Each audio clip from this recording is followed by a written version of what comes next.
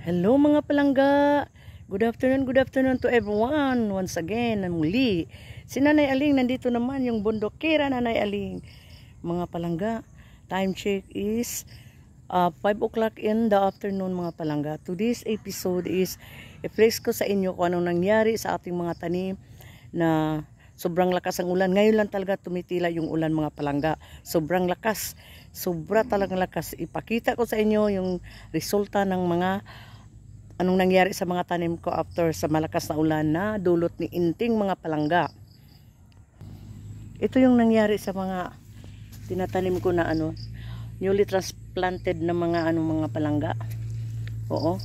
Nasira siya, nagigilo siya mga palangga. Madami ito. Almost 100 kapuno itong gitransplant ko na bago na talong mga palangga.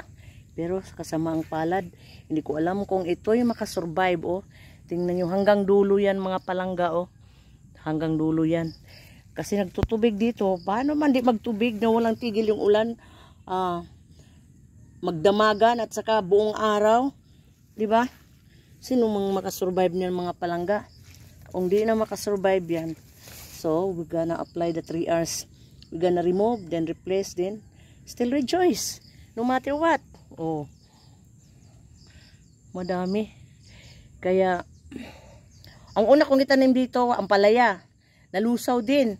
Lahat-lahat. 100 plus kapuno talaga. May sa likod pa, kabila. Dito ngayon. I'm tried again, until we're gonna succeed on this croppings mga palangga. But then, the result is still gonna be like this. Sige, okay lang mga palangga.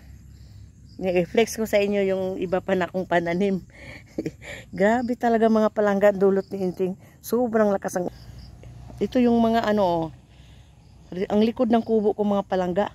Tinaniman ko yung sinasabi ko ng mga saluyot. Ito yon. Tapos dito naghahilira ng mga bulaklak. Tingnan na. Masukal na talaga yung kubo ko mga palangga. Luoy-luoy talaga si Nanay Aling. Pero it doesn't matter anyway as long as that we gonna sleep nicely. Maayos ang pagtulog natin na makakain tayo. Okay lang kaysa naabutan tayo ng no? Diyos ko, palayo yan. Tulad sa iba ngayon na mawalan pa na trabaho, mabaha pa, wala pa ng bahay, dinatangay ng baha, wala na. Ito, praise the Lord. I'm so much grateful unto the Lord na itong kalagayan natin mga palangga. Although yung mga tanim natin, but it's just a part of life, just a part of existence na laban lang ang buhay mga palangga. Ito, sumusuloy na yung ko lang dito yung rambutan. Ito siya, grapes. Tapos, marami pang tinatanim ko dito na ato balimbing to, sana mag-survive yung balimbing. Ito pa yung rambutan mga palangga, sana ito, grapes yan. Hindi ko pa naabunuhan yan. Ito bagong kailangan pag ilipat. Sa sobra kong busy talaga. Ito nabuhay na yung chuba-chuba.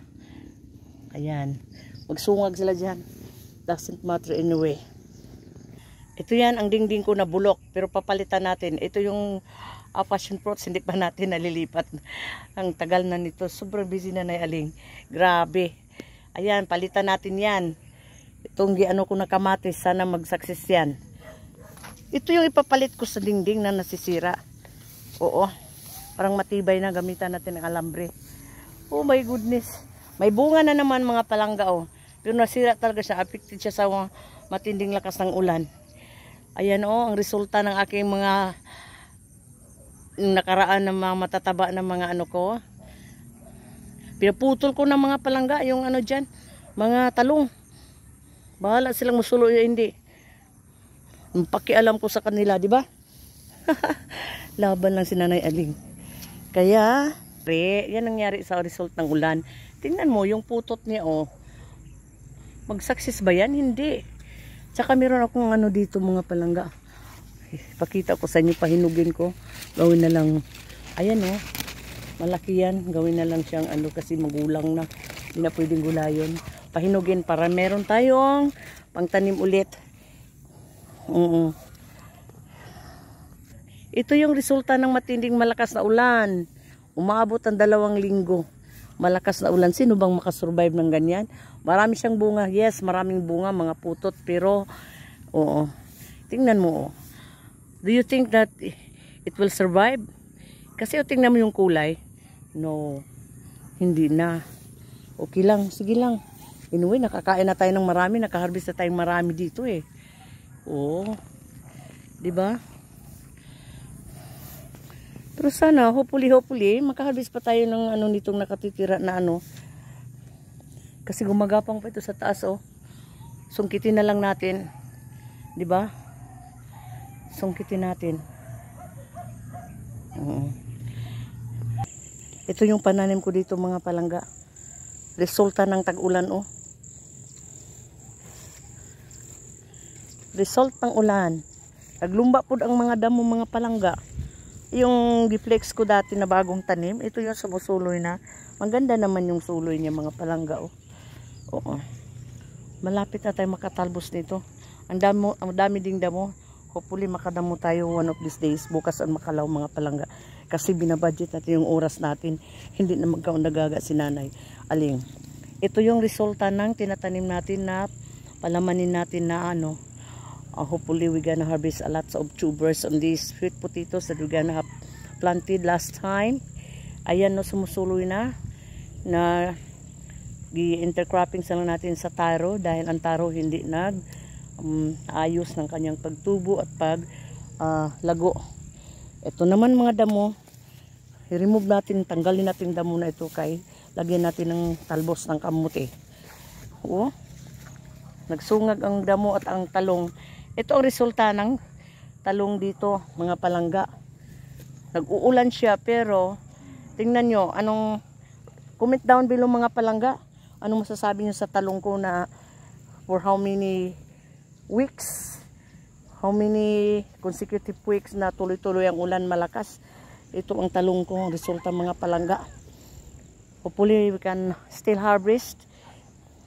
Di man marami, pero at then, di pa rin tayo magugutom mga palangga. Makaharvest pa rin tayo ng gugulayan natin dito. Oo. So, we should double our time to cleanse, to prepare this area para maayos ang tubo ng tanim natin mga palangga.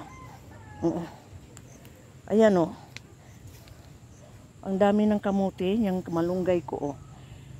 Actually, marami akong malunggay doon na mga sanga mga palangga na hinihingi ko doon kay itatanim. Pero hindi ko pa na, nandoon pa sa gilid ng mangga. Baka mamaya or bukas sa mga palangga, bago siya masisira, kaya na maitanim natin. Ayun, hanggang dulo yan.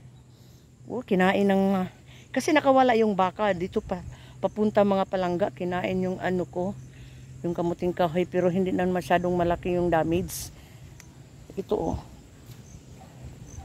Ayan. Mabuti na lang may isang tubo ng natin, papaya. Sana magbubunga yan. Itong mga malunggay natin mag-ayos din, di ba? Oo. Para naman makaharvest naman tayo. Oo.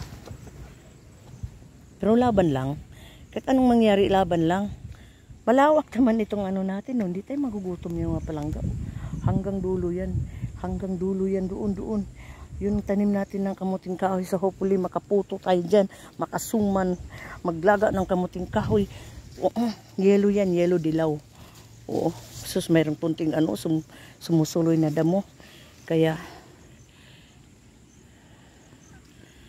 ayan. Ayan mga palangga, tingnan mo yung ko. Kailangan na siyang damuhan. Ang dami kong mga, pure usog na lang man yan. Diba? Yung mga malunggay ko, oo, papaya malalaki na. Ayan o, mga kamutihan ko hanggang likod niya ng ampalayahan. Ayan mga palangga, di ba? Masaya na rin ako sa nakikita kong mga palangga. At least.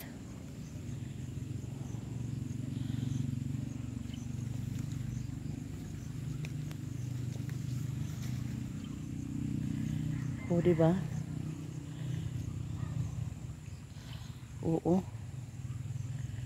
Ito rin. Marami yan. Kaya, pag mag-failure yung mga tanim natin mga palangga, isang bagay lang ibig sabihin doon na hindi natin ilagak yung natin, pananalig at patitiwala sa sarili natin, sa pananim, sa hanap buhay, sa income natin.